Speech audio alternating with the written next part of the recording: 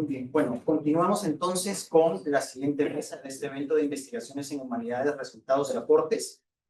Iniciamos ahora con la mesa Humanidades Digitales, Alcances y Perspectivas desde la arqueología. En esta primera parte de la mesa contamos con la presencia de la doctora Lucía Watson y el doctor Christoph Maconsi, quienes van a exponer la ponencia titulada Análisis no destructivo con CT scan de los fardos Ichmaguari de Pachacamac. Lucía Watson Jiménez es doctora en antropología por la Universidad Autónoma de México. Tiene casi 20 años de experiencia profesional en el campo de la arqueología, análisis a partir de escaneos tomográficos y reconstrucciones 3D de fardos funerarios. Ha realizado trabajos en Perú, Sudán, Nicaragua y México. Formó parte de un equipo de investigación internacional. Ha sido arqueóloga de la Dirección de Arqueología del Ministerio de Cultura, directora del Centro de Investigaciones Arqueológicas del Museo de Sitio de Ancón y voluntaria del Institute of International Education de México. Además, es becaria del Departamento de Estado norteamericano en temas de gestión cultural y es codirectora del proyecto Momias como Microcosmos. El doctor Christoph Maconsi es profesor principal del Departamento de Humanidades de la Pontificia Universidad Católica del Perú. Es doctor en arqueología por la Universidad de Varsovia, Polonia, y magíster en arqueología mediterránea por la Universidad de Varsovia. Se ha desempeñado como docente en la Facultad de Letras y Ciencias Humanas y en la Escuela de Posgrado de la FUC. Se ha especializado en la arqueología de sociedades complejas, la arqueología funeraria y de la religión. Sus principales aportes versan sobre las características del organismo y organización social en el mundo andino desde la perspectiva comparada y la reconstrucción de creencias y rituales prehispánicos a partir de fuentes iconográficas. Bueno, con esa presentación, entonces, Gracias por esta presentación. Yo voy a hablar un par de minutitos solamente. Quiero decir que tengo un gran gusto de darles bienvenida a todas y todos a nombre de dos programas de investigación tan unidos por esfuerzo. El programa Momias como Microcosmos, dirigido por el doctor Andrew Nelson, y el programa Escuela de Campo Valle de Pachacamac, que presento aquí. Y a manera de introducción quiero contarles simplemente la historia, cómo se inicia todo eso. Y se inicia con un descubrimiento que de manera un poco diferente que no van a ocurrir, pero no ha sido fortuito.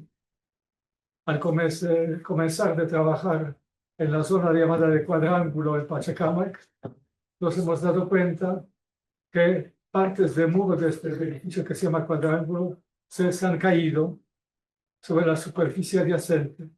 Y la superficie adyacente al pie del templo pintado es justamente esta zona que le llamaba Cementerio 1.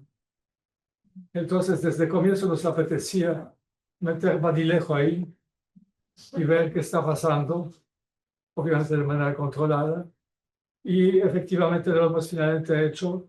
Y estas premoniciones, estas intuiciones se han cumplido porque al levantar el muro caído, hemos descubierto la superficie intacta del cementerio. Que no es exactamente el cementerio, pues no tengo tiempo para demostrar eso y sustentarlo, sino es un conjunto de eventos funerarios de diferentes épocas, desde la época maranca quizás, hay un contexto que podría situarse en este caso, hasta fin de Ichma temprano, más que Ichma medio, es decir, estamos intermedio tardío.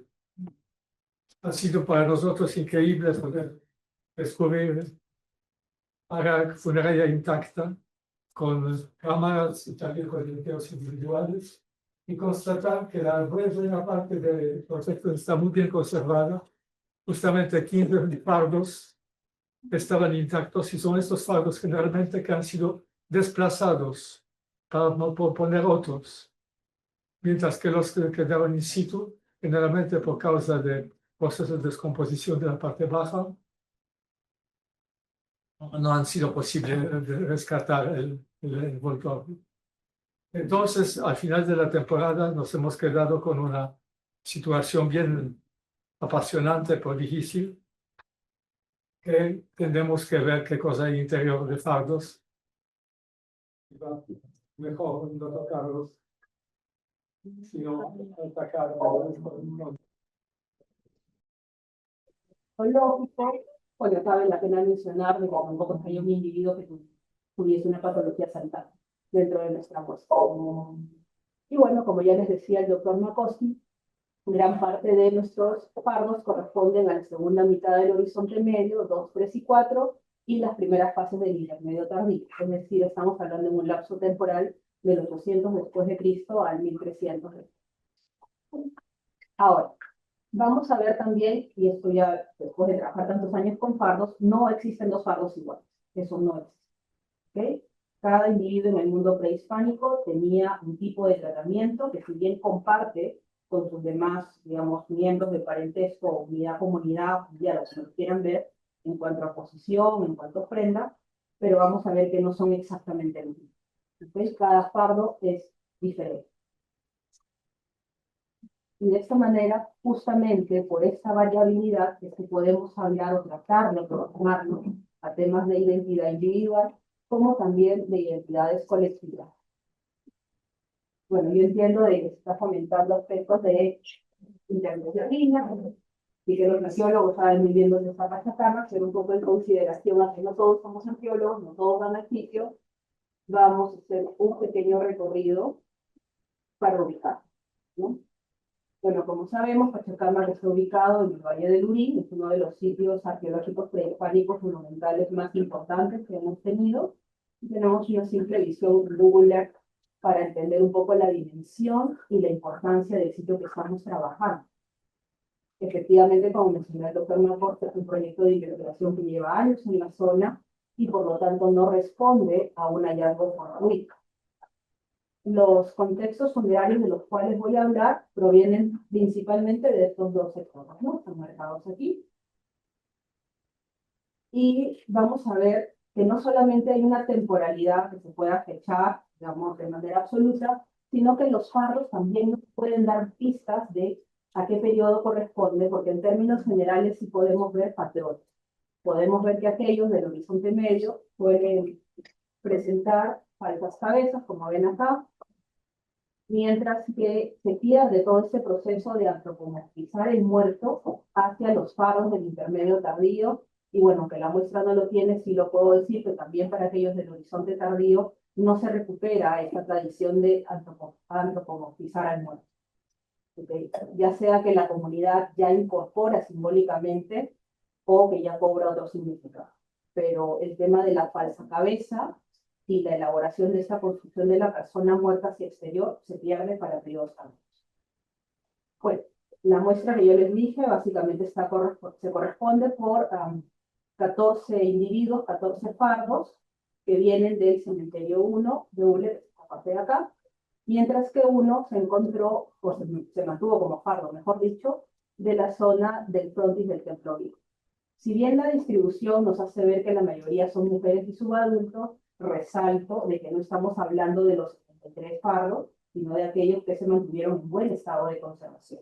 Por lo tanto, el tema de la diferencia de sexo o rango de edad de los cuerpos que están enfardelados no es un criterio para decir de que no habían hombres enfardelados, simplemente responde a un tema de conservación, digamos. ¿Sí?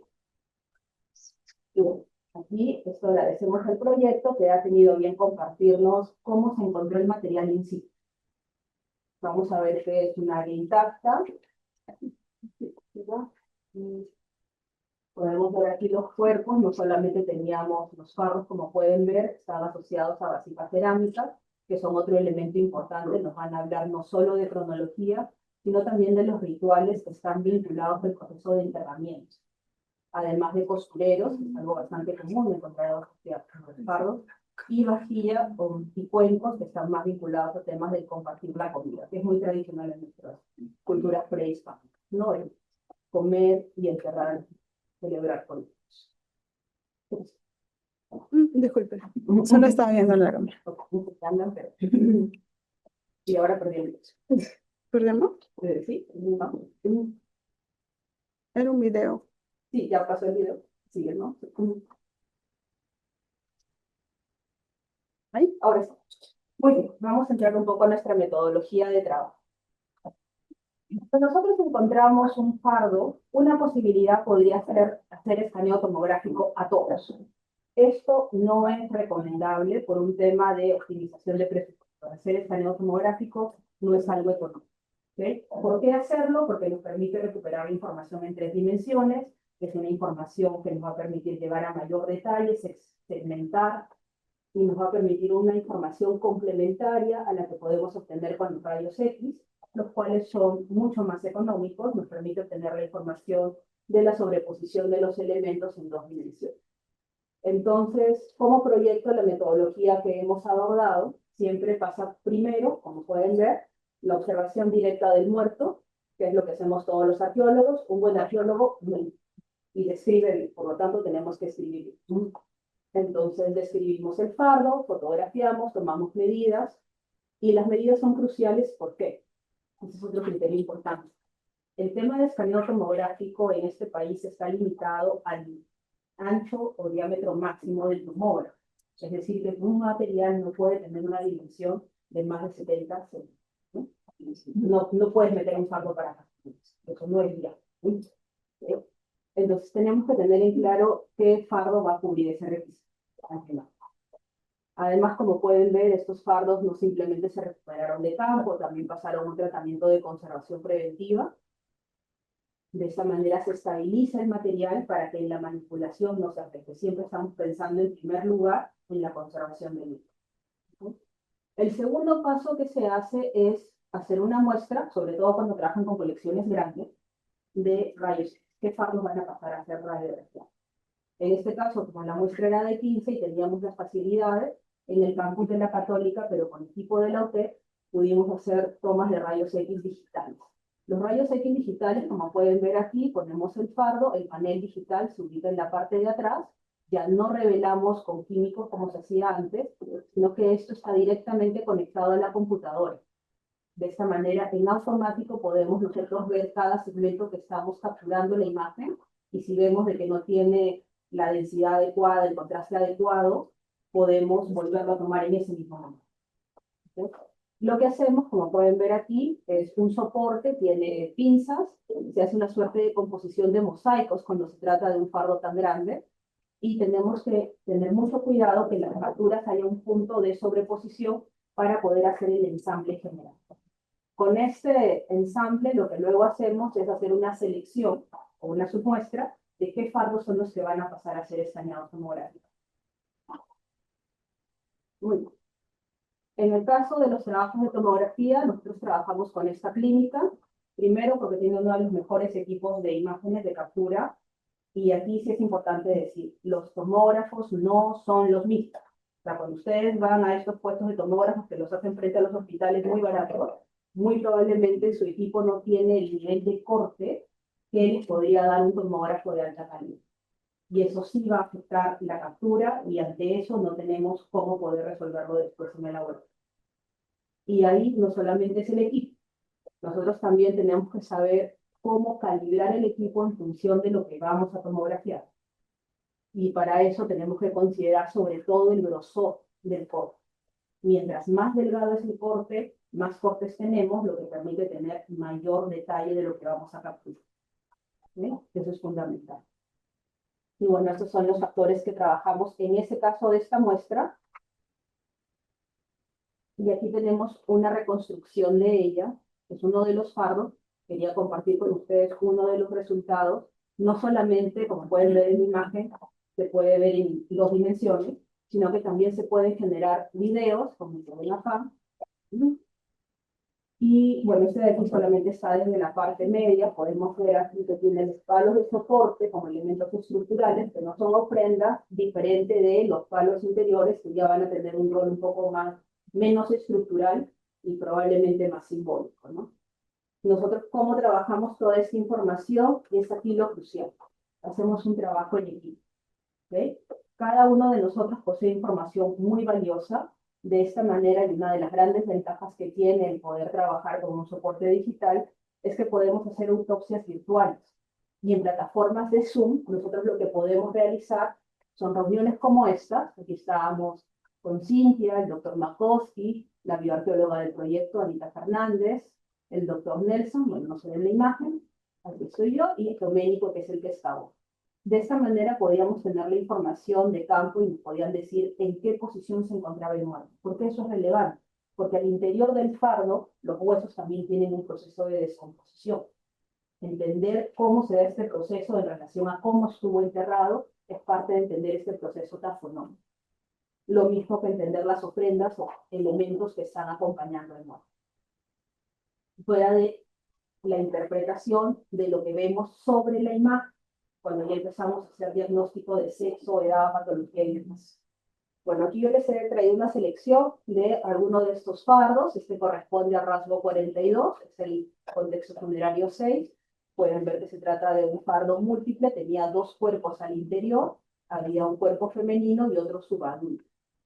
Este es un acercamiento de uno de los individuos subadultos, tenía 6 meses aproximadamente, más o menos, de edad al momento de muerte, ¿no? Como pueden ver aquí está en posición flexionada, tenía asociado aquí su cráneo de un roedor, ¿ok? Tiene además piezas de metal, ¿se escucha quizá? Con la doctora Luchi hemos hecho una publicación en Latinoamerican Antiquity justamente sobre estudios de metales utilizando esa tecnología de fardos de la costa central, pero no de estos mazos de oro. Y bueno, aquí tenemos también mazorcas de maíz, que es otro elemento bastante recurrente.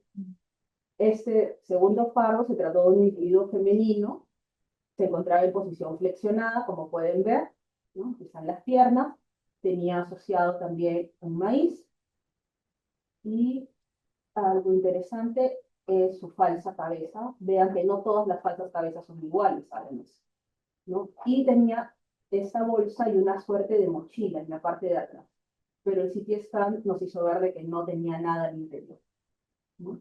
Sí encontramos una suerte de cuerdas que lo estaba acompañando, y aquí puedes ver Luchi, tiene sus láminas en la pared. Bueno, todos felices. Bueno, en cuanto a la condición de los subadultos, que tuvimos 9 subadultos, podemos ver que 5 se encontraban en posición flexionada, 3 en posición extendida. La edad la estimamos principalmente con el desarrollo dental. Vemos básicamente la dentadura permanente versus la dentadura mixta, o sea, la decidua, y usamos las tablas ya establecidas para ello, como también el tema métrico, ¿no? Para eso trabajamos con las tablas que desarrolló sobre todo Mari Carmen Vega en su tesis de maestría, porque es una población local andina, y la de Gaia, que también utiliza población andina. Pero básicamente lo más diagnóstico siempre es dentadura, siempre.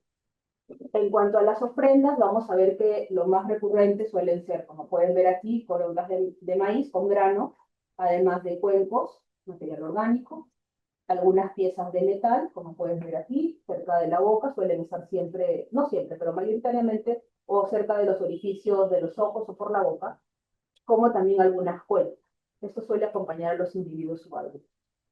En el caso de los individuos femeninos, teníamos a 2 individuos flexionados, como pueden ver en la imagen, que parte de ello. Los rangos de edades suelen estar entre adulto medio y adulto mayor. No usamos rangos más precisos, entre otras cosas porque preferimos tener confianza sobre precisión, considerando que es lo que buscamos en nuestras investigaciones.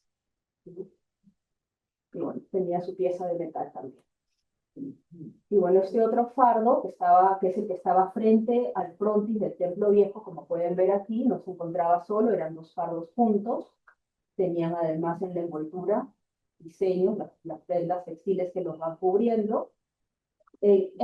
Bueno, mejor dicho, al interior de este paquete lo que se pudo identificar son estas valvas de material malacológico, como pueden ver aquí a más detalle.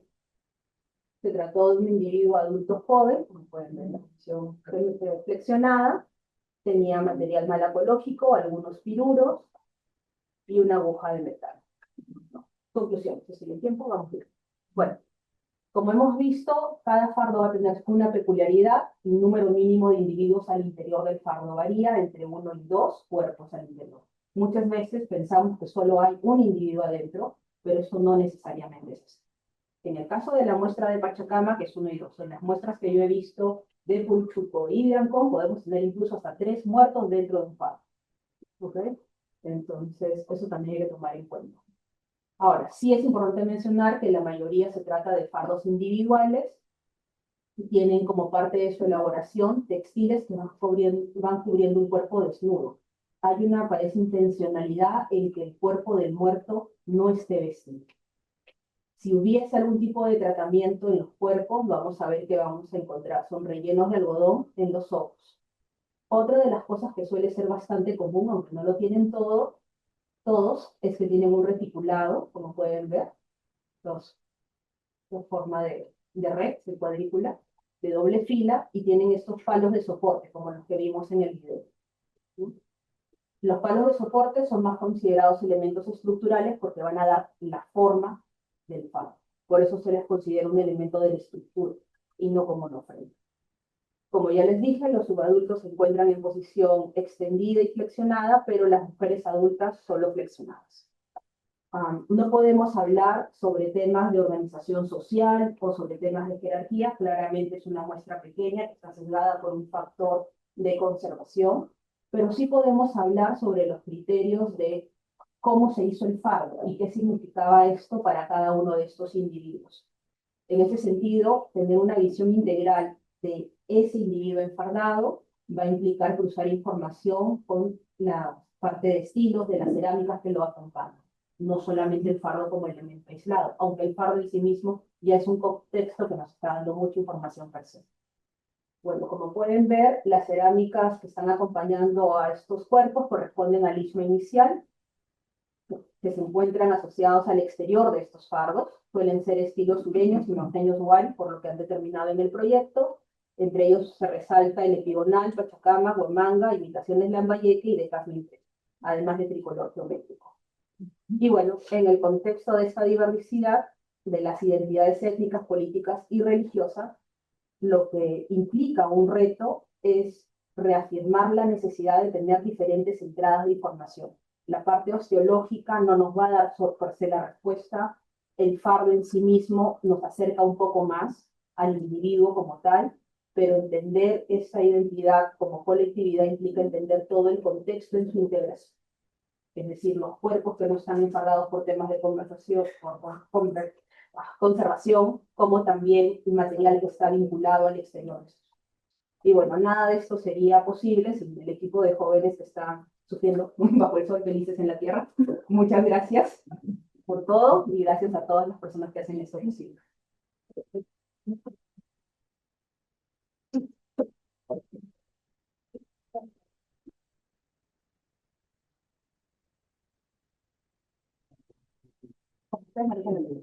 Abrimos un espacio para preguntas. No sé si alguien tiene preguntas. Preguntas por ahí. Sí, buenas noches, gracias por la información. Es que dentro de este centro comunitario puedo llegar a dar, analizar los restos.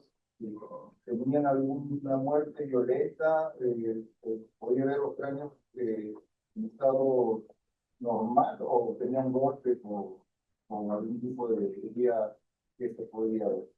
En esta muestra de este contexto analizado no hay ningún tipo de lesión ni fractura perimortem o antemortem. La metodología sí permite hacer ese estudio. A decir verdad, hemos encontrado un fardo bastante atípico en el sitio de Pachacama, pero no en este sector, por eso no lo he presentado, que tiene una lesión perimortem en la parte frontal del cráneo. A decir verdad, para ser honesto, ustedes sí lo vieron en la primera diapositiva. Por favor, responder.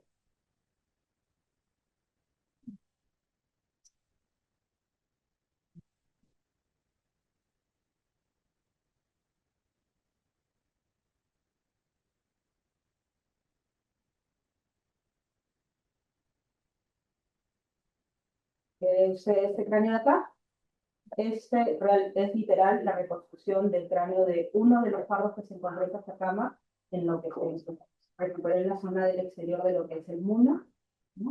en la procuración de rescate. Y bueno, aquí puede ver, es una lesión perimortem en causa de muerte en la zona frontal con fracturas radiales concéntricas.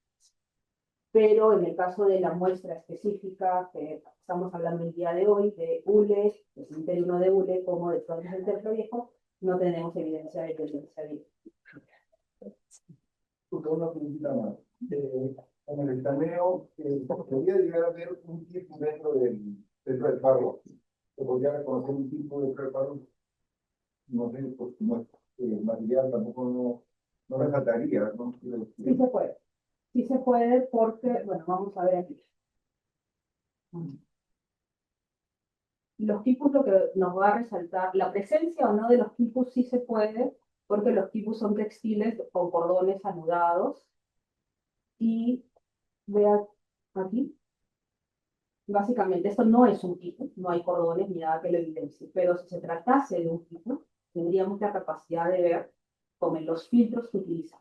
Cuando nosotros trabajamos con los diferentes programas para hacer las reconstrucciones 3D, aplicamos diferentes filtros de densidad en función de lo que yo quiero resaltar. Entonces, si yo deseo resaltar o enfocarme, por ejemplo, en la parte ósea, voy a aplicar filtros de alta densidad. O sea, voy a borrar todo aquello que es de baja densidad como los textiles. Si más aún deseo hacer algo mucho más específico, como el tema dental, voy a aplicar filtros de mayor densidad, borrando los otros elementos. Incluso puedo quedarme con imágenes donde solo vean. Sin embargo, si yo quiero hacer un análisis que se enfoque en elementos de baja densidad, aplico otro tipo de filtros. Y aquí sí es importante decir, eso siempre lo digo, hacer reconstrucciones o estudio de escaneos, y esto lo trabajé bastante con Luchi, no solamente se trata de tener el conocimiento para la captura de la imagen en el tomógrafo o para hacer la reconstrucción en la herramienta o en la plataforma que queramos, implica un profundo conocimiento del elemento de análisis. ¿Okay? Por ejemplo, aquí con la doctora Luchi Vetter veníamos trabajando temas de metales y es una especialista en el campo, probablemente antes que yo naciera. Entonces sí ella tiene la capacidad de poder es verdad. Que nacieras en la profesión de bioarqueóloga. Te lo dejo, ya. Entonces, en este escenario hay que salvarse. Bueno, en ese escenario necesitamos expertise en un campo. Y esa expertise no se gana sobre el imagen, esa expertise se gana sobre el material. De la misma manera que los años que vengo trabajando en restos humanos me permiten ver una dentadura mixta y saber qué rango de edad tiene, o características dentro de la pelvis o el cráneo, identificar sexo o lesiones, describir causas de muerte. Entonces, esa expertise del conocimiento sobre el material tiene que ser llevada sobre el imagen. Nadie sabe todo en esto, es imposible. ¿Alguna otra pregunta? No, muchas gracias. Es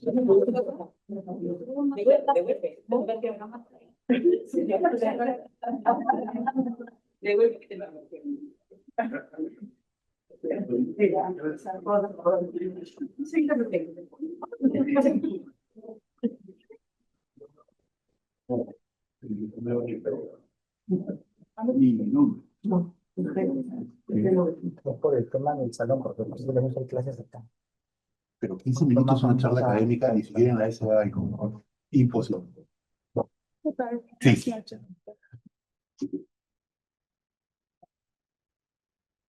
Yo preparé una charla de 2 horas, 15 minutos de eso. La clase, ¿no? Pues tú eres mayor. 15 minutos. Tú eres mayor. Por lo que hemos escuchado, tú eres mayor. Por eso mismo, Ya. Bueno, cortaré por la mitad. Ya.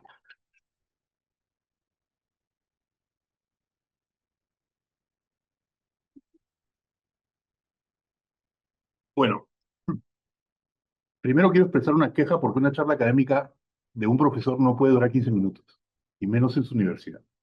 No hay, es imposible. Absolutamente. Segundo, es para mí un honor de seguir a esta charla y seguir a mi profesor, el doctor Krzysztof Makowski, fundador de la especialidad de arqueología de la Universidad Católica.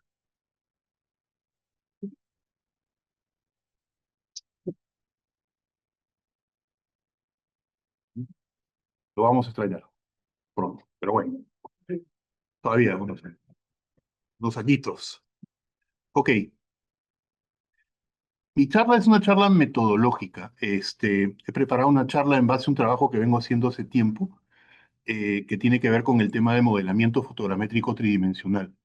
Eh, Dado que nos han dado la mitad del tiempo que yo había supuesto, voy a hacer la segunda mitad de mi charla porque es la que se concentra en el modelamiento de contextos y una cosa innovadora a la que estoy llamando integración fotogramétrica. Y creo que ojalá les guste, ¿no? Vamos a ver.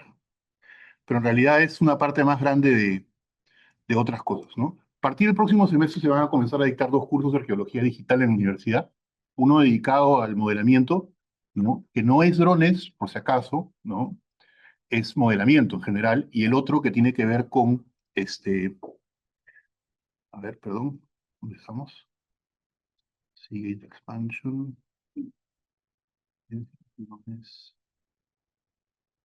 Y el otro que no sé qué va a ser, pero será interesante también. Contextos, esto.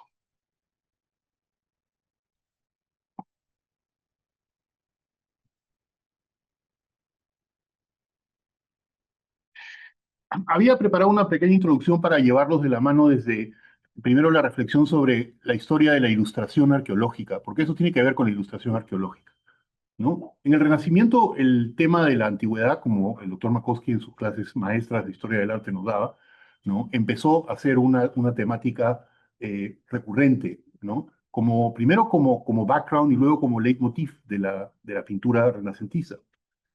Y ahí estábamos todos contentos. A mediados del siglo XIX, no, perdón, un poco antes, en el siglo XVIII con la Ilustración, aparece el dibujo técnico. Está muy bien retratado en la enciclopedia, ¿no es cierto?, francesa. Luego, a mediados del siglo XIX, aparece la fotografía.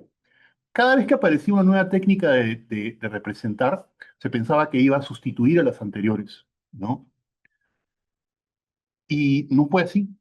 Las técnicas han ido sumándose, no reemplazándose. El siguiente cambio debió ocurrir a fines del siglo XIX, principios del siglo XX, con el advenimiento de las películas, del cine.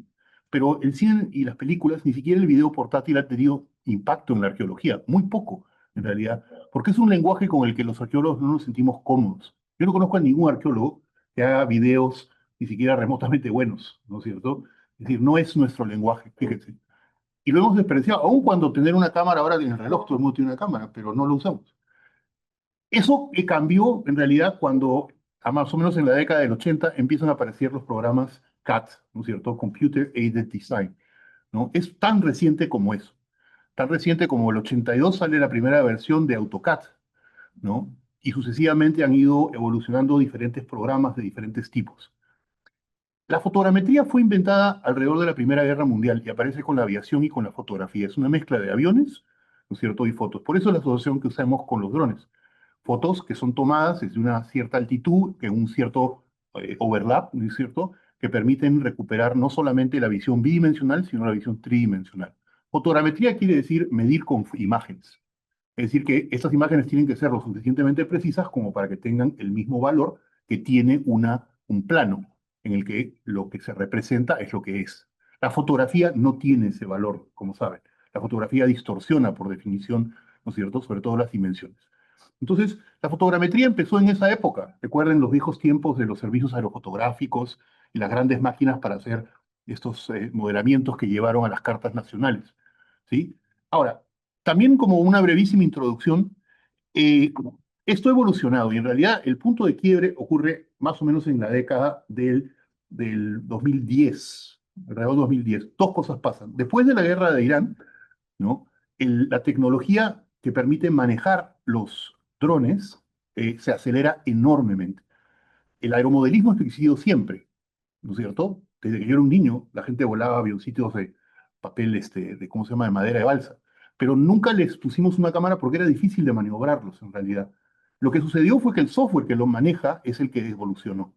Y paralelamente se comenzaron a estudiar, ¿no?, sobre todo en entornos universitarios, diferentes técnicas de fotogrametría, de convertir imágenes bidimensionales en modelos tridimensionales. Y ahí es un poco donde entramos nosotros y la revolución que ha habido desde ese momento en arqueología.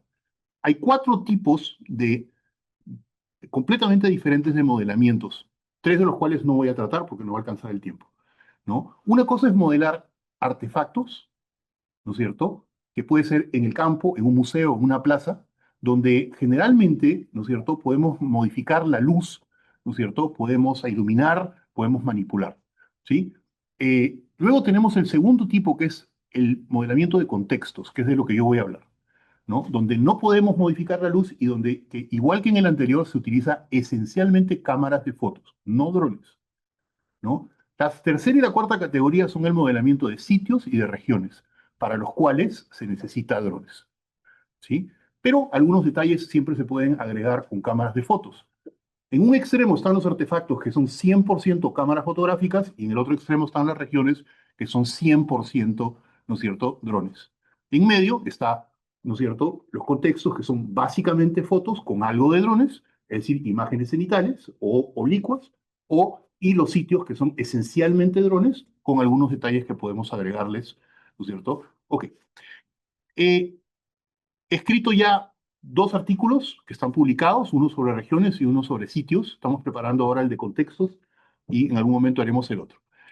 Voy a ir de frente al grano para que vean un poco, ¿ya?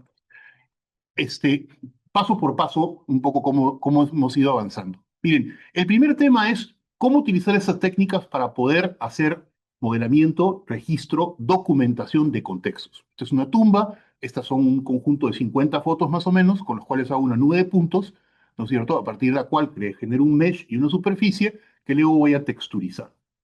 El sistema es sencillo, este es un modelo muy antiguo, tiene como 15 años ya de los primeros que hicimos, pero la efectividad es bastante buena, y es.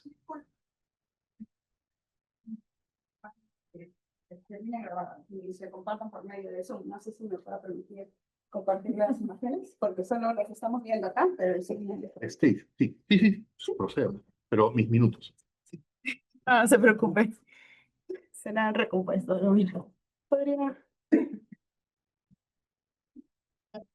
¿Esto en qué archivo está? Disculpe.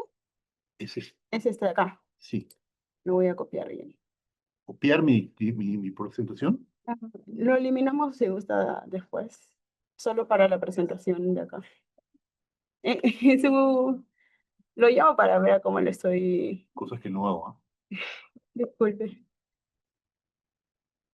¿Podría ver por mientras la camarita?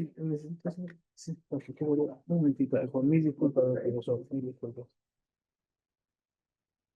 Bueno, vamos a ver rapidito, les voy contando sin imágenes para que tengan una idea, cómo hemos ido avanzando en este asunto y cómo hemos enfrentado el reto de poder hacer una verdadera excavación tridimensional. Yo creo que la tridimensionalización de la documentación arqueológica es una verdadera revolución, es un paso adelante, porque considero que tenemos que hacer un esfuerzo, digamos, extremo en imaginarnos a partir de visiones bidimensionales lo que en la realidad es tridimensional. Y hay un fenómeno extraño, porque la realidad es tridimensional. Nosotros la representamos de manera bidimensional en dibujos, en fotos. Luego la convertimos en tridimensional a través de la fotogrametría, pero no podemos publicar fotogrametrías, entonces tenemos que volver a la bidimensionalidad. Necesitamos en un ping-pong entre lo bi y lo tridimensional, ¿no es cierto?, sin terminar de aprovechar todas las capacidades que tienen. Creo que el doctor Makowski y Lucía nos han presentado un ejemplo magnífico de cómo, ¿no es cierto?, el escaneo tridimensional sirve, ¿no es cierto?, a través de esas tomografías tridimensionales. Y la realidad es completamente diferente, es decir, sobre todo por un asunto, no es solamente el aspecto tridimensional, es la capacidad de manipulación. Es que la decisión de qué es lo que veo la tomo yo, no la toma el que tomó la foto. Y eso es maravilloso, ¿cierto? Porque puedes voltear, girar, enfocarte, ver un detalle, darle la vuelta, es decir, puedes hacer una serie de cosas que antes es imposible hacer. ¿Sí? Ahora, tenemos que llevar eso evidentemente a otra dimensión y aplicarlo, como vamos a ver ahora, en mucho mayor orden de cosas, ¿no? Este es su archivo, ¿verdad? Ya. Ahora sí, un momento.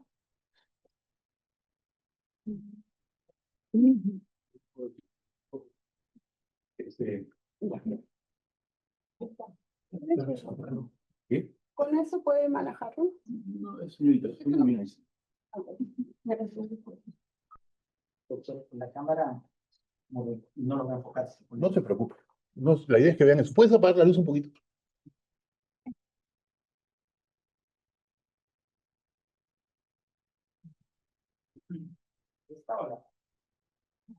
Eso, mejor eso.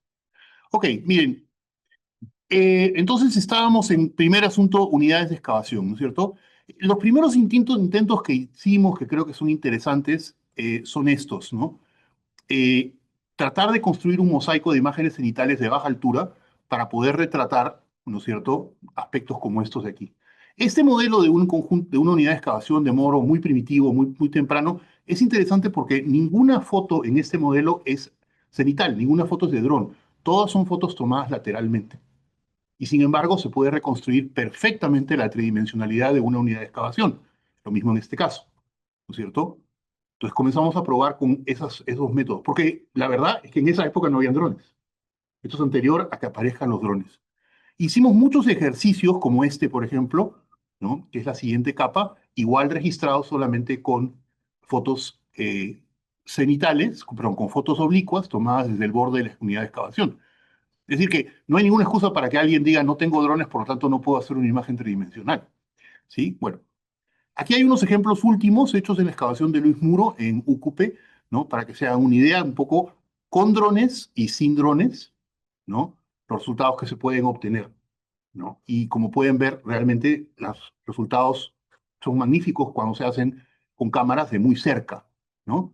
Aquí tienen unos cortes, ¿no es cierto? Aquí tienen uno de los, digamos, una de las capacidades que tiene el programa que usamos, que es Agisoft Metashape, que permite hacer secciones, ¿no es cierto? Y perfiles. Las tumbas son un reto, ¿no? Y son un reto porque hasta ahora yo he excavado, como el doctor Makowski, muchos años en un cementerio y la verdad es que es lo más ineficiente del mundo el registro, demora muchísimo, es imperfecto, ¿no es cierto? A Christoph le gusta mucho de los dibujos de 1 en 2, creo, para sus excavaciones, pero en Moro realmente exponíamos a mucha temperatura, a los huesos, o sea, en realidad no era muy práctico. Aquí tienen a los estudiantes en los viejos tiempos haciendo sus dibujos con las pitas, ¿no es cierto?, las cuerdas, las tablitas, ¿no? Y al final terminaban los pobres agotados. Lo que se ve detrás de estas dos chicas que están sentadas ahí, una de ellas es Carlita, ¿no? Es un aparato que está colgando encima de la excavación que ahorita vamos a regresar a él, ¿no? El resultado es el clásico dibujo arqueológico, ¿no? Que es el que vemos aquí, que evidentemente tiene muchas bondades, pero hay que reconocerlo, es interpretativo, ¿no? Ese dibujo luego puede convertirse, como en este caso la tumba de 1727, ya en una representación un poquito más detallada. Bueno, más excavaciones, más registro, las antropólogas físicas, ¿sí? Pero yo creo que en general, al no tener un método que nos permita recuperar más información, yo lo reconozco así, hemos perdido información, ¿no? Nosotros en Moro siempre nos hemos querido elevar y ver las cosas desde un ángulo un poco supino, digamos, ¿no? Elevado. Entonces construimos hace 1000 años una torre de 8 metros que la paseamos por todo el sitio, a veces con el arqueólogo encima, ¿no? Para tomar fotos desde una determinada altura. Y afortunadamente, como vamos a ver después, ha sido una cosa muy exitosa porque hemos podido después recuperar esas fotos para producir modelos, vamos a decir, forenses, ¿sí? Ok, este aparatito que ven aquí lo hemos usado para hacer un experimento, que es el experimento de hacer un registro en stop motion. Se pone una cámara con un obturador automático que está ahí justo debajo donde dice compartir, ¿no? Y durante toda la excavación continúa tomando fotos cada 15 segundos. Durante todo el tiempo de la excavación, que fue en este caso 2 semanas.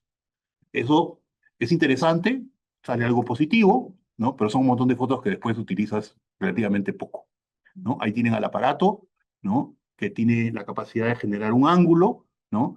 Este es un método un poco más barato que es simplemente poner a un estudiante en una escalera, ¿no es cierto?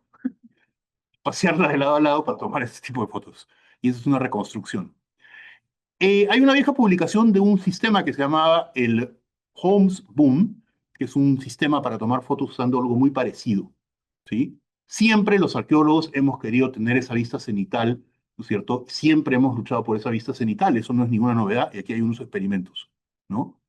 Acá está el nuestro, miren acá, ¿no?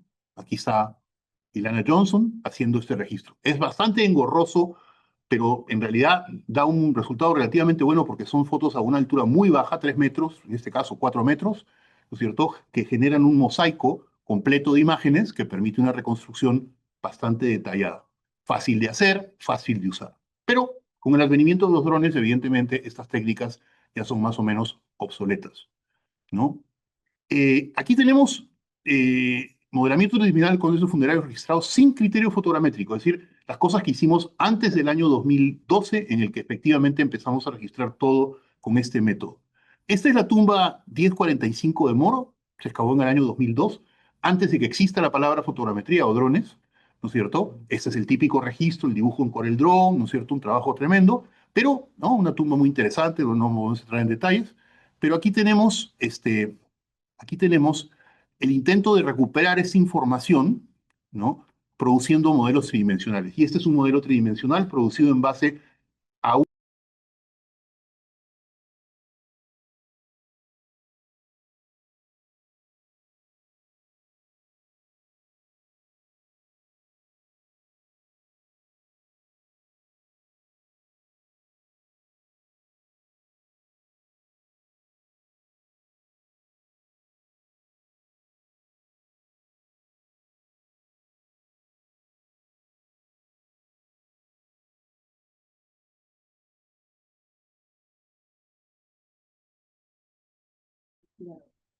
Ok.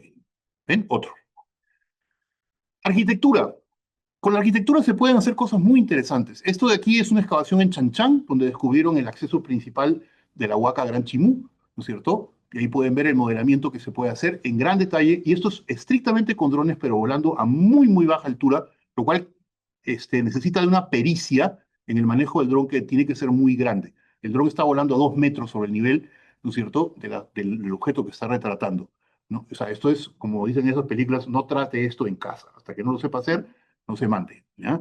Pero miren, el resultado es sorprendente, ¿no? Esto, por ejemplo, es una linda foto. No, es un modelo tridimensional. ¿Ven? Texturizado y procesado, ¿no? Y otra vez, la gran ventaja, la capacidad de manipular. Creo que en eso nos entendemos, ¿no es cierto? Es decir, la decisión la tomo yo ahora. ¿Qué cosa es lo que veo? ¿No es cierto? Aquí tienen un poco el proceso, todo lo que puedo hacer. Puedo hacer una lectura por altura, por ejemplo, que es muy interesante. Y aquí, luego de la excavación, se descubrió, esa es la entrada al Gran Chimú, a la ciudadela más grande, que al ser excavada por el equipo de la DS Trujillo y el proyecto especial de Chan Chan, descubrieron estos 12 monolitos de madera, y aquí está el registro tridimensional de esos monolitos. 100% cámaras, ¿ok? 100% registro fotográfico. No hay que desdeñar ni pensar que los drones son los únicos aparatos que pueden hacer esto. Esto de aquí es Huari, como pueden imaginarse, ¿no? La zona donde José Ochatoma encontró esa tumba enorme en Monjachayoc, ¿no? Y la zona donde Ismael Pérez también había encontrado una tumba previamente. Claro, el problema es que estaba techado, pero para los drones, para el modelamiento fotogramétrico, eso no es problema, porque cogemos la imagen y borramos el techo y podemos ver lo que está debajo. O sea que en realidad los techos a mí no me interrumpen la capacidad de captura y modelamiento. ¿Ven? Y después de eso puedo hacer una serie de otras cosas con esto. Ya lo pueden ver. La diferencia de calor es que de colores que mientras que eso está expuesto al sol, esto no lo está en la sombra, ¿no es cierto? Entonces eso sí, nunca lo voy a poder cambiar, ¿no? Y ahí tienen un poco la comparación, ¿no? Algunos otros ejemplos, rapidito, ¿no? El modelamiento de unidades en forma de D y la famosa tumba que encontró Marta y José Ochatoma, ¿no? También modelada toda a la perfección desde el borde superior. Muy bien. Integración, ese es el punto. El gran reto es el siguiente, miren, nadie excava todo en una sola temporada. Excavamos un pedazo ahora, otro pedazo después, otro pedazo después y otro pedazo después. Y nos imaginamos cómo son esos pedazos si estuvieran juntos, ¿no? Tradicionalmente hacemos dibujos en 2 dimensiones, en línea, para hacer planos distribuidos. ¿Podemos aplicar fotogrametría para hacer algo semejante? Vamos a ver. En el principio, el primer intento que hicimos hace muchos años fue tratar de tomar una vista en la que pudiéramos ver estas 2 tumbas, la 1525 y la 1727, ¿no? A la vez. Entonces, hicimos un primer intento, ¿no? Recortando y pegando aquí, ¿no? Y luego combinando 2 modelos diferentes. Entre este modelo y este modelo hay 3 años de distancia, pero aquí los podemos combinar. Ahora, fue un poco burdo el asunto, ¿ya? Pero nos dio lo suficiente como para poder hacer proyecciones incluso laterales, ¿no es cierto? Cortes, medidas, etcétera, ¿ya? ¿Ok? Luego, aquí hay un segundo intento, fíjense, de ver esta tumba, la 1525, ¿no? En sus varias fases. Primero vamos a hacer un mapeo y vamos a poner una serie de puntos de referencia, los vamos a recortar y luego vamos a crear, ¿no es cierto?, modelos tridimensionales de cada una de las capas de excavación de esa tumba, que fueron 5. La primera, ¿no es cierto? La segunda, la tercera, la cuarta, la quinta. Y ahora lo que vamos a hacer es integrarlas, ¿no es cierto? Vamos a combinarlas, de forma tal que tenemos la misma matriz, que es la matriz desde donde se excavó esta tumba, ¿no es cierto? Con la tumba en sus diferentes fases. De forma tal que creamos una realidad virtual, porque esto no se excavó de esta manera. Para el momento en que estábamos excavando ya esta capa, ya la matriz superior había desaparecido. Pero en el modelo podemos combinarlos. ¿Sí? Muy bien, entonces, primer intento, ¿no? Aquí vamos a una tumba, la tumba 2111, ¿no? Que excavamos, esta sí, la excavamos y la registramos a través de más o menos 20 capas y de 20 procesos de registro fotogramétrico.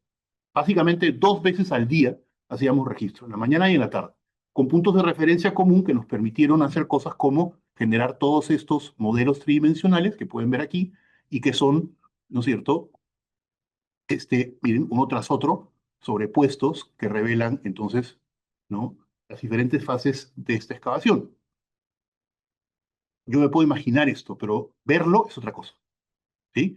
Entonces aquí tenemos una primera proyección de ese tipo de cosas. ¿Qué hago con ese señor Edgar Bravo? ¿Lo has visto? Sí. Ok, ¿no? Ahora, además de eso, fíjense, estos modelos nos permiten hacer algo que antes no hemos, mis manos están acá, no estoy moviendo nada, ¿no? Es muy fácil producir vistas de video a partir de estos modelos, ¿sí? Reconstrucciones, movimientos, de una manera, yo no soy un experto en esto, evidentemente, pero esto de aquí es alguna capacidad que no generalmente hemos tenido, ¿no? Y que por primera vez se nos presenta como una alternativa, digamos, ¿no? Digamos, propia. Puedo saltar entre diferentes momentos en excavación, puedo enfocarme en un elemento, puedo enfocarme en otro, parar, cosas que son, ¿no?, verdaderamente interesantes. Y aquí pueden ver ustedes que se trata básicamente de dos modelos tridimensionales. Aquí está la versión en mesh, mientras que en el otro lado está la versión ya texturizada, ¿sí? Ok. Este año Luis Muro ha excavado en la otra banda, un sitio en el Valle de Saña, y ha encontrado una tumba, un templo interesantísimo, ¿no?, pintado de azul, con esta figura de un pájaro de cabeza, qué sé yo, ¿no? Este es el sitio. Ahí hicimos una serie de pruebas volando con RTK, sin RTK, eso es otra historia, descubriendo que en realidad nada es perfecto y que todos los modelos tienen que ser calibrados, ¿no? Porque si vamos al mismo punto, por ejemplo, que es esta esquina que está acá, los puntos de referencia que aparecen son diferentes en cada uno. Hay que juntar los modelos y hacer un trabajo para, digamos, optimizar su posición, ¿ya? Bueno, aquí está. Luis ha excavado acá, aquí y acá, ¿ya? 3 sectores, ¿no? Aquí tenemos 2 de ellos y este es el templo que excavó Luis.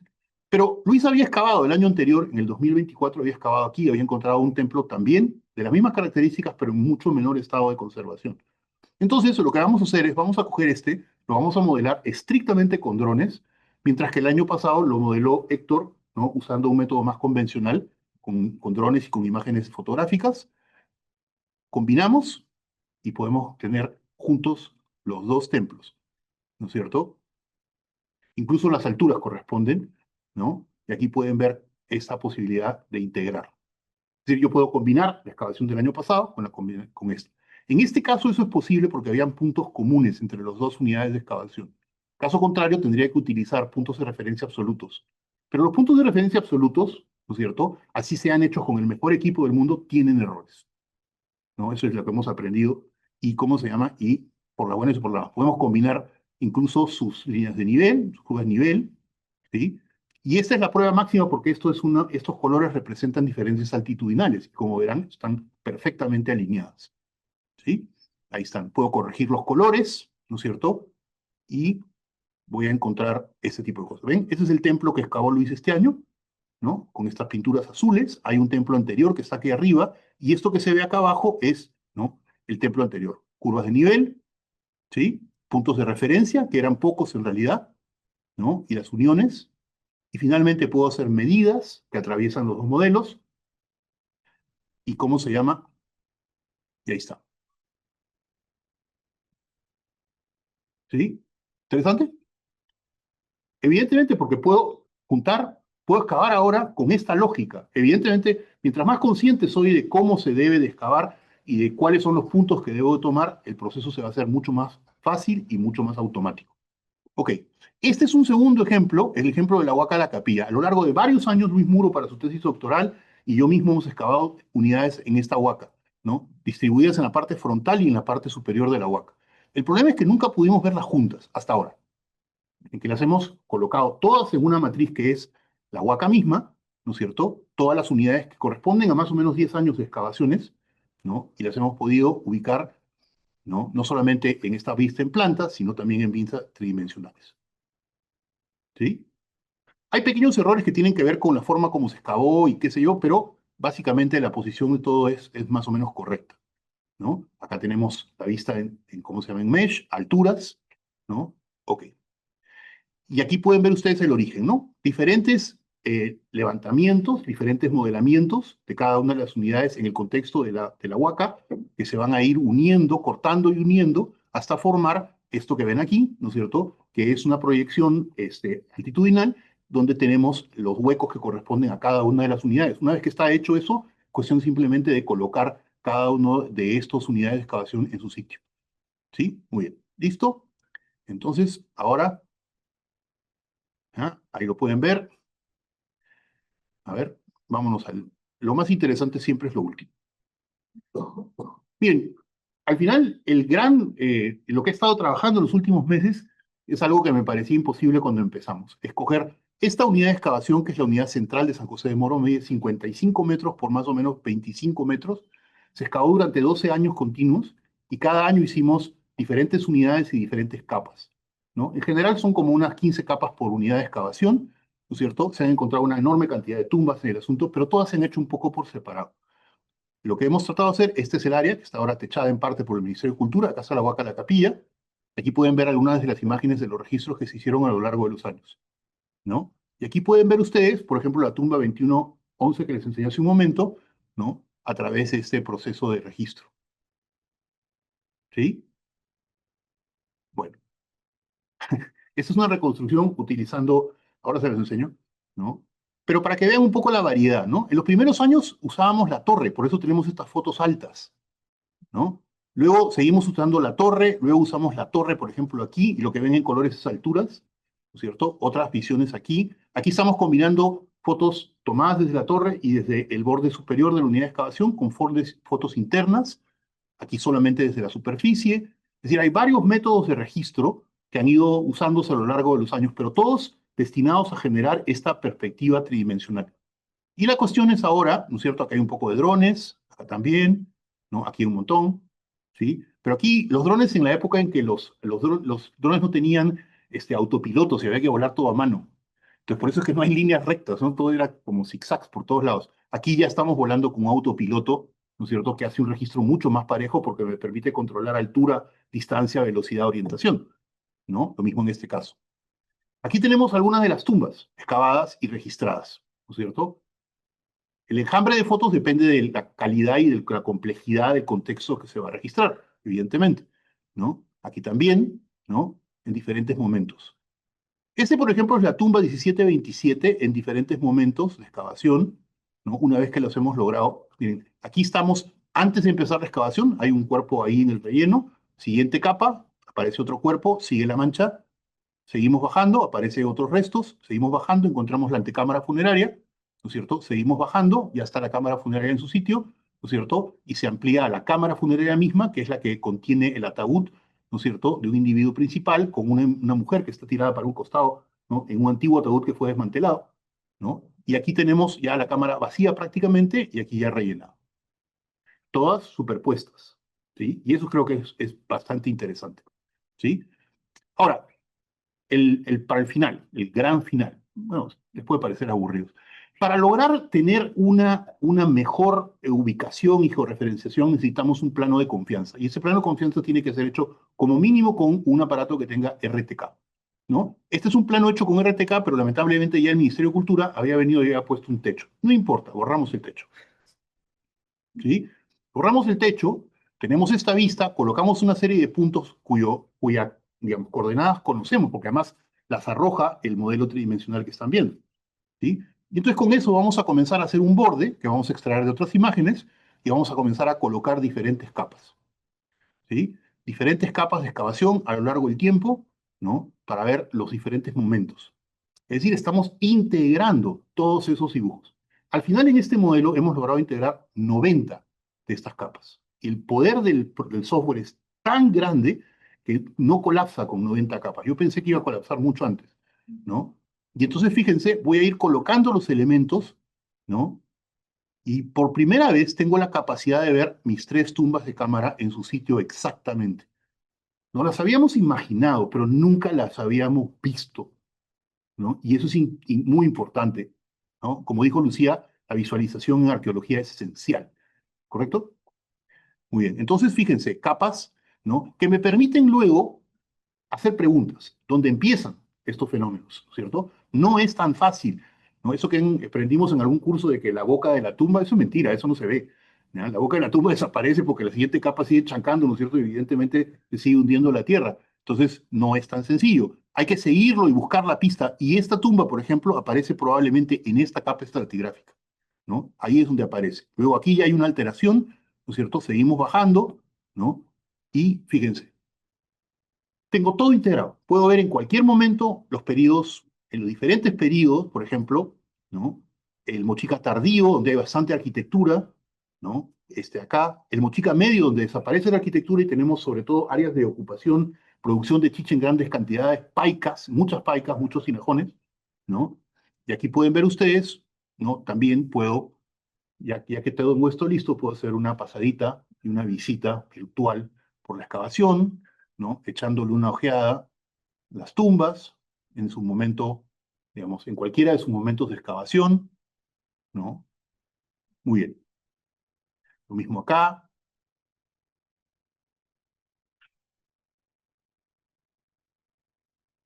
Esto de aquí es una modelo de la misma área donde hemos enfatizado las diferentes tumbas que se han excavado. Solamente he incluido, porque en esta unidad hay, Raúl, ¿cuántas tumbas hay? Como 100, ¿no?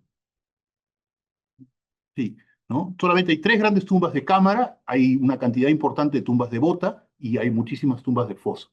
Entonces aquí solamente he colocado eso y además están divididas por periodo, transicionales, ¿no es cierto? Mochica medio, Mochica tardío, ¿no es cierto? Y ahí pueden ver el detalle. Y lo que es increíble es que esto no sacrifica la capacidad de texturización, que es, creo, una de las grandes necesidades de la ilustración arqueológica. Que las cosas no solamente sean así nomás, sino que se vean verdaderamente bien. La flexibilidad que me da este modelo en términos de las visualizaciones que puedo hacer, el modelamiento, ¿no es cierto? La imaginación son realmente sorprendentes, ¿sí? ¿Hay que ser un técnico de computadoras para hacer esto? Miren, acá tengo las tres tumbas de cámara, 2 de ellas con sus vigas, le llamamos, en la capa, antes de la excavación cuando están selladas. Aquí no. Acá las tengo cuando están en su punto crítico, con todos los elementos dispuestos. Entre esta foto y esta foto hay 3 años, y entre este modelo y este hay 5 años. Pero no importa, puedo verlos juntos. Ya que están ya básicamente terminadas de excavar, ¿no? Aquí puedo ver diferentes elementos, ¿no es cierto? Diferentes momentos en la historia estratigráfica del sitio, ¿no? Y bueno, a mí me parece que esto es algo que yo nunca había podido hacer. Ha tomado un montón de tiempo en desarrollar este asunto y evidentemente va a ser una materia de las que vamos a introducir en el curso de ¿cómo se llama? Arqueología digital, pero creo que es un avance interesante. Muchas gracias.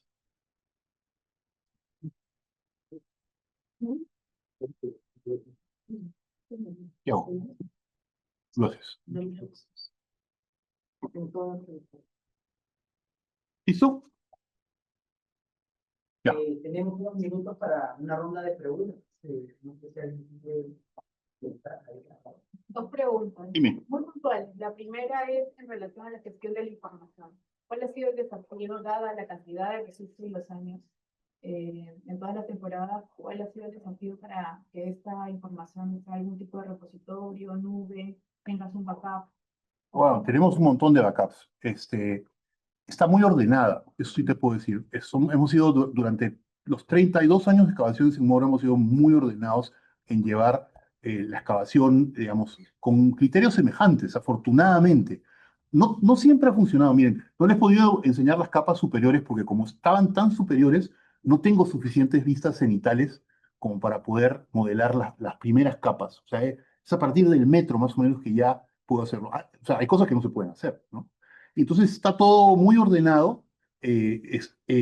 No hemos sido salvajemente, digamos, dedicados en el tema de la georreferenciación.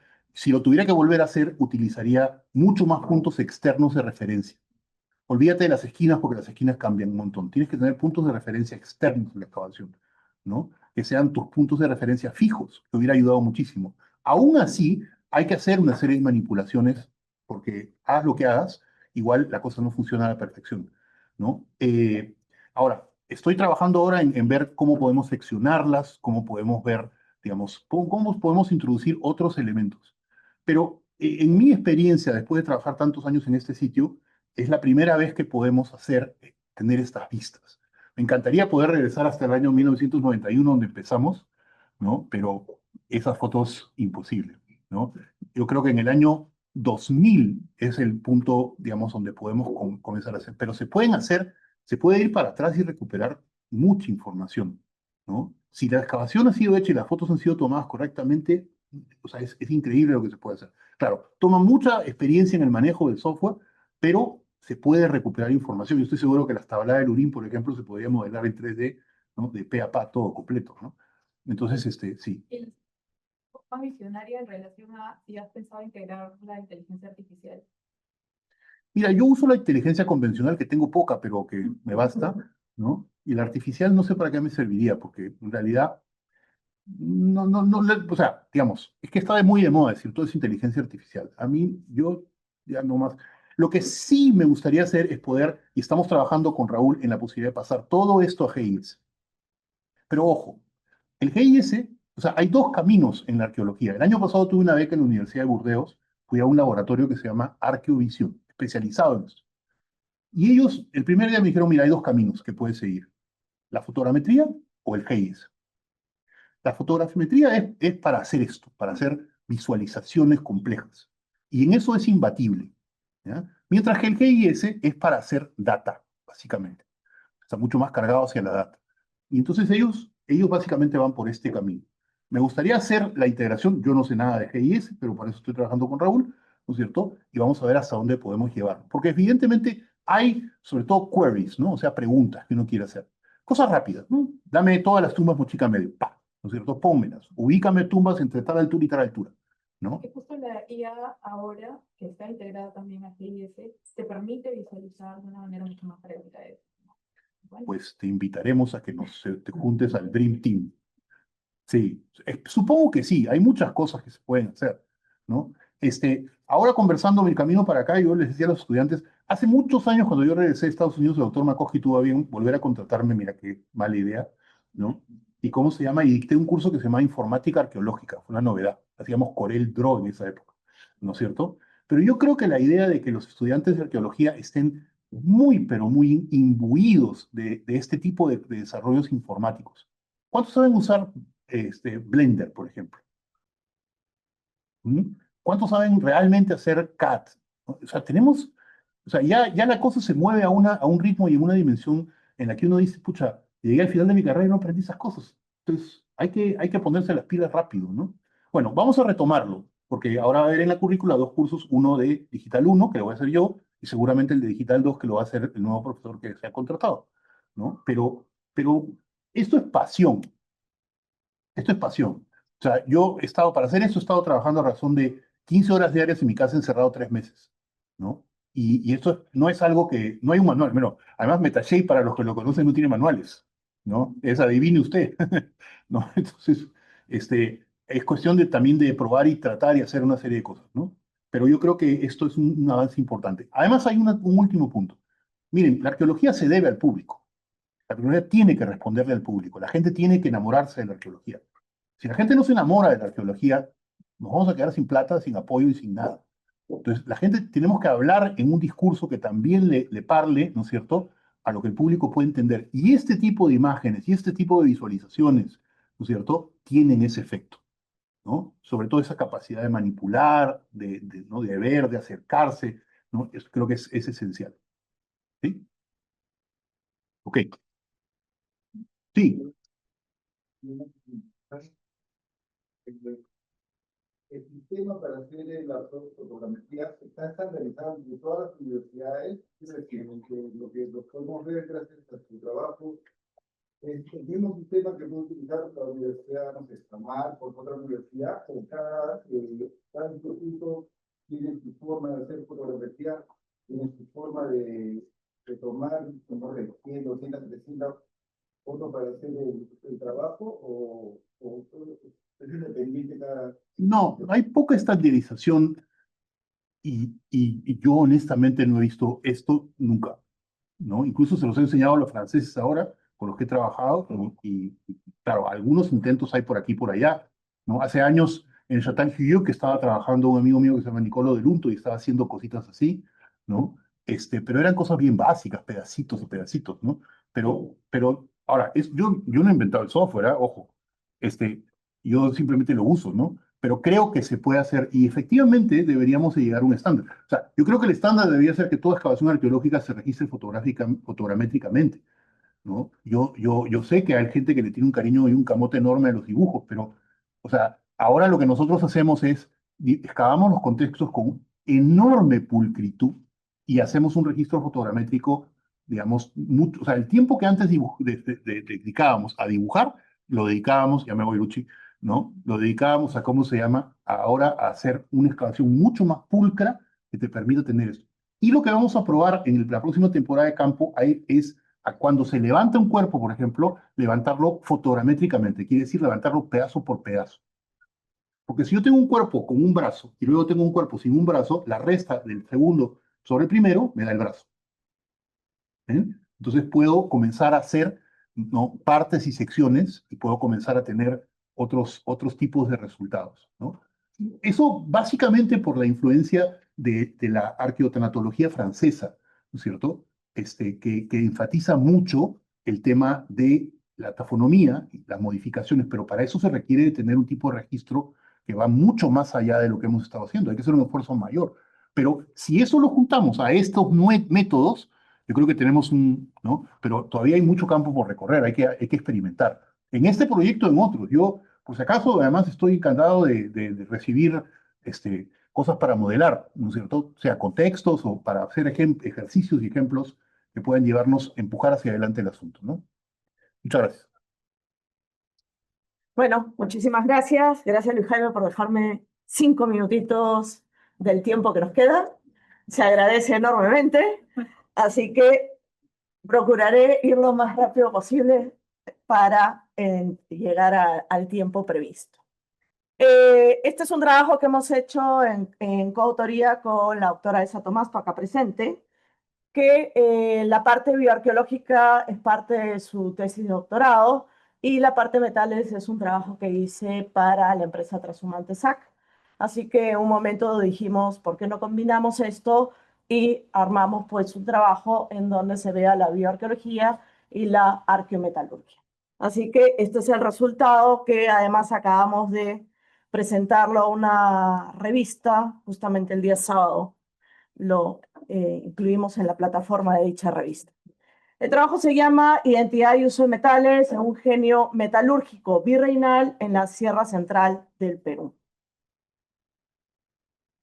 La hacienda Pucará fue un ingenio metalúrgico localizado en la actual región Junín, antes partido Intendencia de Huarochirí, en la Sierra Central del Perú. La región donde se localiza el sitio se caracteriza por tener vetas polimetálicas, es decir, es un área geológica donde se encuentra una serie de minerales, siendo los de mayor importancia los de cobre, plata y plomo.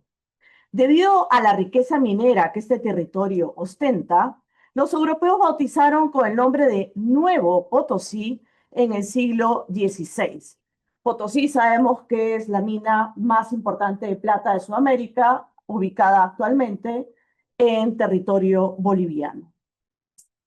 Durante el siglo XVIII, luego de la creación del Virreinato de la Plata, que significó la separación del Potosí boliviano, esta región se configuró como uno de los pilares principales de la economía del Virreinato del Perú.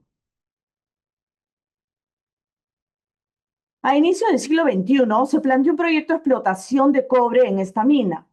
y se vio la necesidad de trasladar la ciudad de Morococha, en la mina de Chinalco, la ciudad de Morococha, que está emplazada en la zona de futura explotación minera, a una nueva localización. En ese sentido, se escogió para ello el paraje de Carhuacoto, conocido también como Antigua Hacienda Pucará, que la vemos acá señalizada en el mapa de Google Earth, donde en tiempos virreinales funcionaron las instalaciones de dicha hacienda minera. En ese sentido es que se realizó el proyecto de rescate en el año 2014 por la empresa Trashumantes SAC, que la dirige una colega nuestra, de la Católica, la licenciada Lucía Balbuena, a quien, dicho sea de paso, agradecemos porque nos ha facilitado a ambas autoras el material que aquí exponemos. Las excavaciones se hicieron en el sector denominado C, el cual fue dividido en dos subsectores: norte, la parte alta, y sur, la parte baja, debido a que la estratigrafía era distinta en cada uno de estos subsectores. Los hallazgos que conciernen a la presente investigación se encontraron en la parte sur del sector C, donde se ubica el área correspondiente a una capilla y alrededores. Esta es la capilla. ¿Ya? Esta estaba localizada en la esquina noreste de un espacio abierto, delimitado por varias estructuras arquitectónicas. A partir de la fotografía de planta, ha sido posible identificar las estructuras anteriormente mencionadas como elementos arquitectónicos típicos de las iglesias católicas, como se explica a continuación. La estructura 6 corresponde al atrio, que presenta muros menos anchos que los principales, lo que permite suponer que eran relativamente bajos y demarcaban un atrio cercado. El atrio, para quienes no se ubican, es la parte donde está, la parte de la entrada. El ábside es donde está el altar y el atrio es donde uno entra a la iglesia. La estructura 5 se divide en dos recintos. El primero corresponde a la nave y el segundo al nártex. Este sería el nártex y esta sería la nave. La estructura 78 corresponde a un ábside redondeado, que es donde se ubica el altar, y entre esta y la estructura 5, recinto 1, se puede apreciar un altar de piedra. Asimismo, las estructuras 8, 9, 85 y 41 posiblemente sean capillas advocaciones. De acuerdo con las costumbres de la época, las personas de mayor estatus social se enterraban dentro de la nave de la capilla y lo más cerca posible al altar, es decir, toda esta zona de acá. En el caso del templo de Pucará, esta división entre la parte anterior y posterior de la capilla parece estar marcada por una entrada lateral, señalada con la flecha amarilla, mientras que el acceso principal a esta habría estado hacia el sur. Por otro lado, durante las excavaciones se pudieron observar algunas remodelaciones. Así, las estructuras 8 y 9 se adosaron al sudeste de la capilla en un momento posterior a la construcción inicial de la misma. Ocurrió lo mismo con las estructuras 85 y 41, adosadas al noreste de la capilla y con el recinto 3 de la estructura 5, que es una subdivisión tardía de la estructura 6. Igualmente, la estructura 34, descrita como un bloque de piedra cuadrangular, ubicaba al sur de la estructura 6. Probablemente este bloque que vemos acá podría haber sido la base de una cruz construida en la misma época y se utiliza hasta el día de hoy, sobre todo en la sierra o en la zona altoandina. Dentro y fuera de la iglesia de la hacienda Pucará se encontraron 512 contextos funerarios del periodo virreinal, de dos tipos: contextos secundarios compuestos por conglomerados óseos de diversas dimensiones y contextos primarios completos e incompletos. Para la presente investigación, se tuvo acceso a la información de 466 enterramientos. Por tanto, en adelante, todas las frecuencias y análisis mencionados se refieren a los 385 contextos primarios excavados por trashumantes y no vamos a coger los 81 referentes a enterramientos secundarios. Para nuestro estudio se registraron los contextos funerarios que presentaban como parte de sus ofrendas objetos de metal. Ahí es donde entro yo. De esa forma, nos planteamos la pregunta de si existía alguna relación entre las ofrendas de metal y el sexo, edad, ascendencia o lugar de enterramiento, es decir, dentro o fuera de la iglesia de los individuos. Fueron 20 contextos funerarios los que se asociaron con objetos de metal, representando el 4.3% del total de los entierros. En ese sentido, es que son muchos, disculpen el tamaño, espero que algo se pueda ver ahí. En ese sentido, para los estudios bioarqueológicos se buscó la identificación del sexo observando las características del pubis, escotadura ciática, diámetro de la cabeza del fémur y medidas de cráneo usando Fordyce 3.1. Se consideraron las siguientes categorías. 1. Femenino o masculino, cuando se pudo observar las características del pubis o cuando, faltando todos los demás rasgos eran coincidentes. 2. Probablemente masculino o femenino, cuando no pudo observarse las características del pubis y la mayoría de los otros rasgos coincidieron hacia un sexo. 3. Indeterminado o no determinado, cuando se pudo observar el pubis y las demás características eran discrepantes. La edad de los individuos se limitó a adulto y no adulto. Por otro lado, la ascendencia se atribuyó a partir de las medidas del cráneo usando el programa Fordyce 3.1 y empleando específicamente la base de datos de William Howells, que está incluida en dicho programa. Con respecto a la distribución espacial de los contextos funerarios que contaban con tupus, que es uno de los objetos principales que hemos analizado para este trabajo, como parte de la ofrenda funeraria, por supuesto, se observa que un conglomerado de restos óseos y un no adulto están dentro de la iglesia en la parte delantera cerca al altar. Perdón, este es el CF3. 4 individuos femeninos,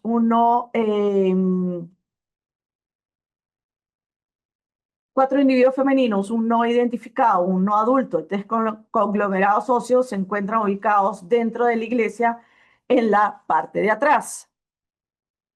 Y un no adulto y un femenino se ubican fuera del espacio interno de la iglesia y en la parte de atrás. Esto acá. En cuanto a los otros objetos de metal, porque no solo hemos identificado la ubicación de los tupus, sino también de botones, clavos, cruces, monedas y demás, ¿no? Como lo podemos ver ahí en las leyendas.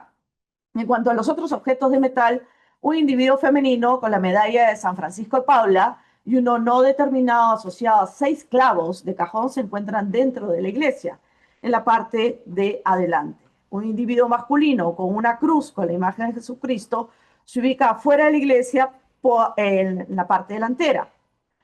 Dentro de la iglesia, en la parte de atrás, se encuentra un conglomerado óseo y otros 4 contextos primarios asociados a objetos de metal.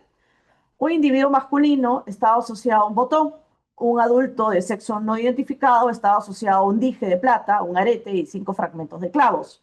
Un individuo de posible sexo femenino con una macuquina de plata, para quienes no conocen la palabra, el denominativo de macuquina, son las monedas virreinales del siglo XVI que fueron utilizadas hasta entrado el siglo XVIII y que eran además en inicio de forma irregular y podían ser de plata o de oro. Y en la parte de afuera, atrás, tenemos una cruz de Caravaca en un conglomerado óseo, además de un botón asociado a un adulto de posible sexo femenino. Se pudo además identificar la ascendencia de 2 individuos, resultando ambos de ascendencia americana. Uno es no determinado, desgraciadamente, porque además tenía un tupu asociado, ¿no?, a este individuo, y se encontraba dentro de la iglesia, pero en la parte de atrás. El segundo individuo sí se pudo identificar el sexo, sexo masculino y está asociado con un botón. Y se encontraba en la misma ubicación que el anterior, dentro de la iglesia y en la parte de atrás.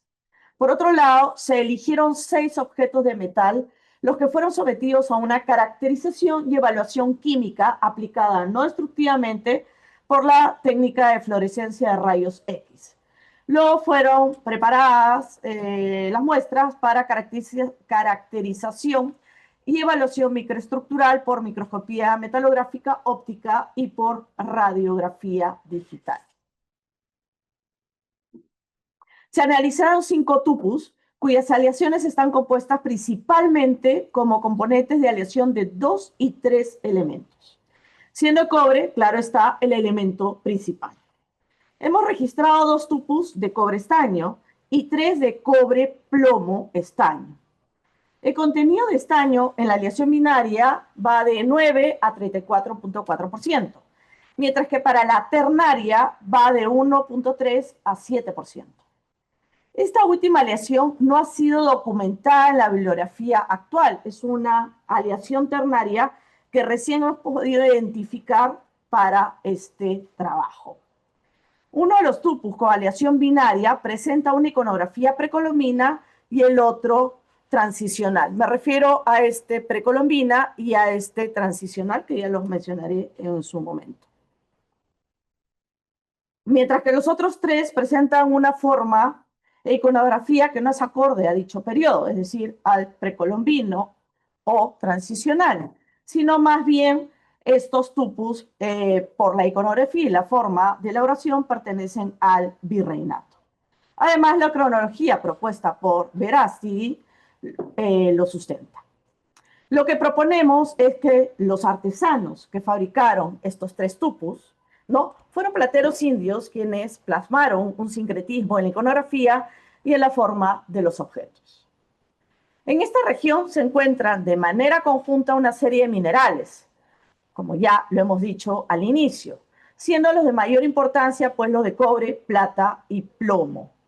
En esta zona no se encuentran yacimientos conocidos de estaño, sino estos se encuentran, y únicamente por Ingemet, además mencionado, en la zona sur de nuestro territorio, es decir, en el altiplano peruano-boliviano. Por lo que proponemos 2 posibles explicaciones para la identificación del estaño en la sierra central de nuestro territorio. La primera explicación sería que el estaño fue traído en forma de lingote o objeto terminado de la zona sur, o se refundieron piezas de bronce estañífero, es decir, de cobre con estaño, que tenían en su poder los indígenas americanos en la hacienda y se aliaron con minerales de cobre con plomo de la zona, formándose la aleación cobre-plomo-estaño. No podemos indicar cuál de las 2 propuestas sería la acertada, ya que ambas podrían ser factibles para esos tiempos virreinales. En el caso de los 2 tupus de cobre estaño, el de acá, el CF370 muestra una forma de manufactura e iconografía prehispánica, por cuanto pudo ser heredado de abuelas o bisabuelas, mientras que el CF3, contexto funerario 3, tiene el vástago achatado y de decoración incisa que nos remite a una época transicional. No, la parte de acá achatada y acá está la decoración incisa, que es lo que les estoy mencionando. Con los resultados de los análisis metalográficos, podemos observar que las piezas provienen de objetos primarios obtenidos de un proceso de fundición. Posteriormente, fueron sometidas a conformado en frío por trabajado mecánico, es decir, martillado, en las secciones más planas de la misma, es decir, en la zona de la cabeza. Uno de estos tupus muestra una única estructura de colada sin tratamiento posterior, mientras que en el resto de las piezas analizadas metalográficamente se evidencian calentamientos para que el ablandamiento del material, el cual endureció por el conformado plástico, lo que se constituyen como tratamientos térmicos de recocido. Estos calentamientos pueden haber sido intermedios o al final del proceso de conformado. Esta es la pieza que digo que solo tiene evidencia de colada, es decir, no recibió ningún tratamiento posterior de deformación plástica o de calentamiento, ¿sí?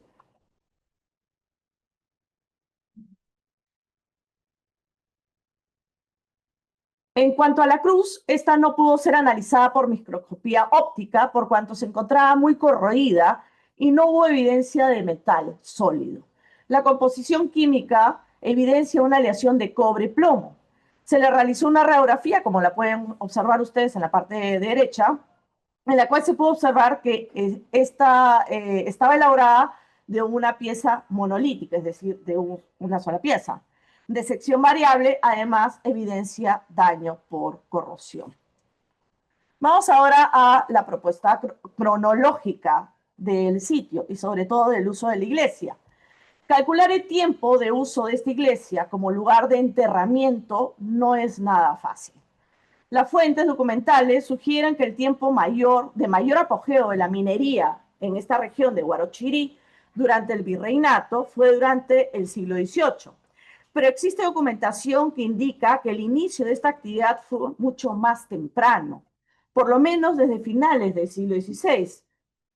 Con esto se podría suponer que la mayoría de los enterramientos corresponderían al siglo XVIII, aunque probablemente haya también enterramientos más antiguos.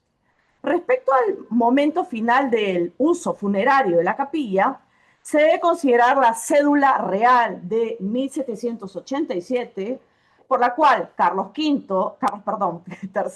disculpen, dispuso la prohibición del uso de las iglesias para enterramientos, salvo para ciertas personas del estamento religioso. Como comentarios finales, de los tupos provenientes de la hacienda Pucará, podemos observar un sincretismo iconográfico que rara vez se da en las aleaciones y en las formas en la época de transición.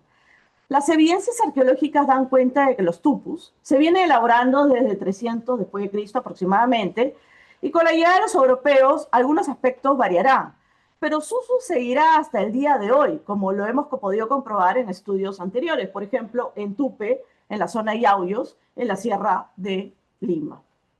Lo interesante de estos objetos es que son de los pocos que nos permiten recopilar información sobre el cambio iconográfico sufrido a lo largo de los siglos, lo que a su vez proporciona información sobre la cosmovisión del artesano que los elaboró, la cual varía según la época de su producción. Por otro lado, algunos objetos de metal son claramente europeos, como la medalla con la imagen de San Francisco de Paula, la cruz de Caravaca, botones, clavos para los cajones, entre otros. Además, los clavos para cajones eran de hierro, claro está. El uso de objetos netamente prehispánicos, con iconografía que representa ambos mundos, aunado a la presencia de objetos europeos siendo usados por un individuo de ascendencia americana y enterrado dentro de la iglesia, dan cuenta de la inclusión de costumbres europeas por parte de los indígenas americanos, pero también la conservación de costumbres netamente indígenas representadas en el hecho de enterrarse con objetos semejando a ofrendas funerarias que los pobladores prehispánicos acostumbraban realizar. Este estudio entonces permite también dar algunos alcances respecto al estatus de las personas que empleaban estos objetos. Los tupus se distribuyen preferentemente dentro de los muros del templo, pero en la parte posterior, es decir, en la zona de menor estatus, en tanto que no se aprecia un patrón en la distribución de los símbolos católicos. Finalmente, es importante anotar que este estudio es parte de una investigación más amplia a futuro.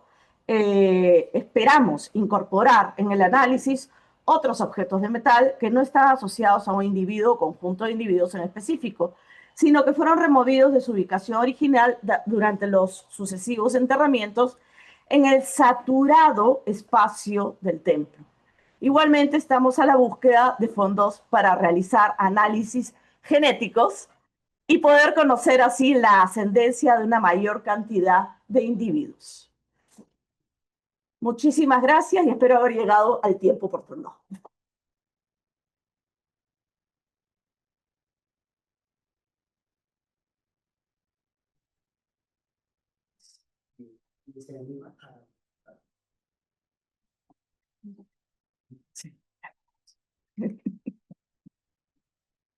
Perdón, sí, Luis Jaime. Sí, aleaciones definitivamente artificial, digamos, es producto de un proceso, no es posible que esos tres elementos aparezcan juntos. No, porque el estaño no se da en la Sierra Central. Es imposible que haya sido una aleación natural, porque no tienes estaño más que en la zona del altiplano. ¿Y pudieron ser objetos producidos ahí? Ahí sí existen actualmente plomo, estaño y cobre. No. Lo que yo menciono es que los objetos que hemos analizado, que todos los 5 son con algo de estaño, es que hayan, o los binarios de cobre-estaño hayan sido traídos. Había uno que era netamente prehispánico, o sea, que ese puede haber sido herencia de la bisabuela, abuelita, lo que quieras. El otro que ya tiene iconografía transicional pudo haber sido refundido y vuelto a hacer, pero con una iconografía transicional, sin cambiar la aleación. Los otros 3 con una aleación de cobre, plomo y estaño, posiblemente se utilizó un objeto de cobre estañífero de la época antigua, ¿no? Como pasa en muchísimos casos, se funde, se le mete minerales de la zona de cobre plomo y así haces una nueva aleación, que es cobre, plomo y estaño. Entonces, así está formando esta aleación ternaria. ¿El tuco no es un marcador de género? Sí, claro. Por ejemplo, los pirulos en el caso de la es 99.9% mujer. Sí, lo que pasa es que no tenemos, y claro, pensamos con ENSI, ya seguramente con estudios genéticos, si conseguimos los fondos, ¿no? Este individuo que fue identificado como americano y que tiene tupu, posiblemente sea individuo femenino, pero en la actualidad, con las herramientas que tenemos, o que tiene ENSI en todo caso, yo no, todavía no ha podido ser identificado fehacientemente como individuo femenino, pero yo estoy un 99.99999% segura de que es femenino. Y de hecho, ninguno de los tipos que contestan masculino. O sea, son o femeninos, o infantes, niños, o adultos que no se podía terminar el sexo porque estaban muy incompletos. Y yo hasta ahora, mis muchos años de experiencia, gracias Lucía, en metales, nunca he encontrado un individuo masculino con tupus. Y son 3 décadas más o menos, ya saquen su cuenta. Según Lucía más, por eso le agradezco, o sea, sí, sí, sí. Sí. Lo he encontrado hasta ahora.